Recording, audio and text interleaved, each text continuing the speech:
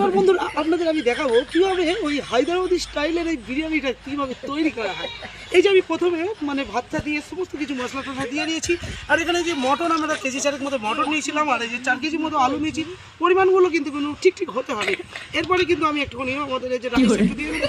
এই যে কত সুন্দর এই চালটা দেখবেন, এত সুন্দর একটুখানি হাতটা হয়েছে, না দেখলে হয়তো বুঝতে পারবেন না।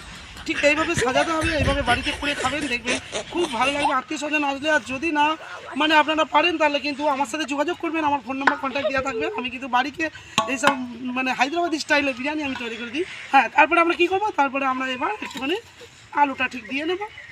এবার পরিমাণ মতো আলু দিয়ে নেবে, তারপরে একটুখানি এই যে মটন আছে এই মটনটা একটুখানি দিয়ে নিতে হবে। দেখছেন না, এটা দিয়ে তুলবো না, এটা দিয়ে তুলবো।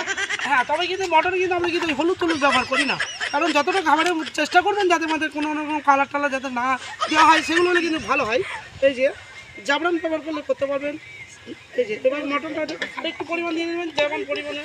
আচ্ছা, এবার দেওয়ার পরে আবার একটুখানি মশলা টশলা দিয়ে নেবে। আচ্ছা, তারপরে ফের আবার একটু হালকা করে রাইস দিয়ে দেবো। এটা হায়দ্রাবাদি স্টাইলে বিরিয়ানি একটুখানি আলাদা হয়, আপনারা বাড়িতে খাবেন, অবশ্যই ভালো লাগবে। আর সাথে থাকবেন। সকলকে নতুন বছরে কিন্তু হ্যাপি নিউ ইয়ার জানাই। সকলে ভালো থাকবেন, টাটা, বাই বাই।